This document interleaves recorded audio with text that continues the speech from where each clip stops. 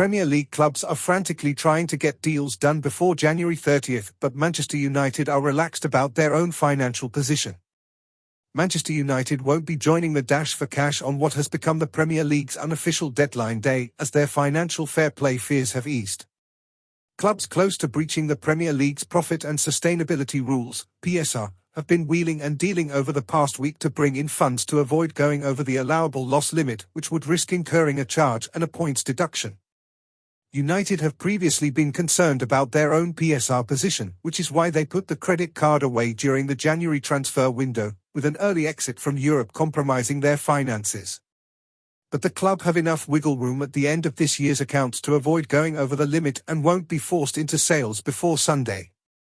The PSR experts within United's finance department felt there was enough scope to greenlight the bid for Gerard Brantwaite, which involved a £35 million initial fee. United's quiet January was due to their tightness around PSR, and although the decision not to sign anybody frustrated Eriktenhag, it has paid dividends. The loan fees and salaries received for winter deals involving Jadon Sancho, Donny van der Beek, Alvaro Fernandez and Hannibal have boosted United's position, with Fernandez's move to Benfica since made permanent. Those moves meant the club took a big step toward tidying up their PSR position after 2 successive summers of heavy spending. Reach Sports Business of Football writer Dave Powell said, "One of the main reasons for Manchester United not making too many moves when it comes to player incomings prior to the end of the current financial year on June 30th is that they have fairly limited room for signings without player trading. Like the majority of the Premier League, United have a PSR threshold of £105 million over a 3-year period, with this current assessment period being one that does not include the impact of the pandemic for the first time since 2019-20, where 2 years were allowed to be rolled into one in order to aid compliance. Despite increased revenues for 2022-23, a trend that will likely continue when the 2023-24 figures are revealed, the losses for the last 2 years total some £182 million. There are allowable deductions for such things as investment in infrastructure, the women's team, the academy, and community initiatives, which has in recent years amounted to some £80 million for the same period.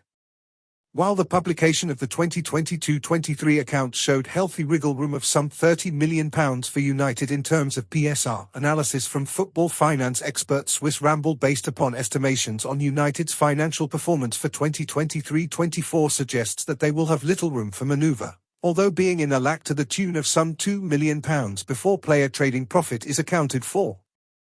That means that there has been little need for United to either be forced into a sale prior to the end of the window, but also little impetus to make an early move in the market until the next financial year. United's PSR position should improve further from next week.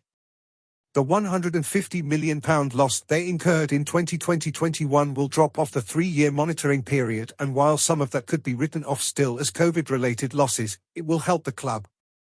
Sales this summer will also be a boost. As an academy graduate, Mason Greenwood will go down as pure profit, while the remaining book value of Aaron Wan-Bissaka and Victor Lindelof is low enough that their sales will also be recorded as an accounting profit. They will find themselves in a reasonably strong position if they can realize some player trading profit early in the new financial year next week, with the sale of either an academy graduate for pure profit or a player with a low book value and high profit margin potentially impactful to a high degree for the club when entering into the market, said Powell. With the fees recouped from player sales able to be accounted for immediately, while transfer outlay can be amortized over the length of a player's contract, it means that a couple of outgoings that tick the above boxes could provide United with significant dry powder to put to work in the market in July. While PSR is dominating financial fair play discussion, UEFA have also brought in new rules, ditching the FFP term for financial regulations, which involve a cost control. United are comfortable in their position at the moment, and the high salaries of Raphael Varane and Anthony Martial drop off the wage bill on Sunday.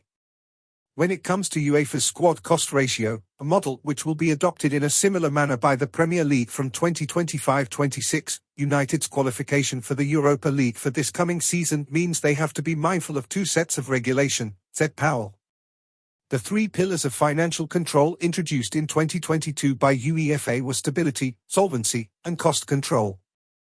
The financial regulations limit clubs' spending on wages, transfers, and agents' fees to 70% of their revenue, although clubs were allowed to spend 90% of their income in 2023 to 24, reducing to 80% in 2024 to 25, with the 70% arriving a year later.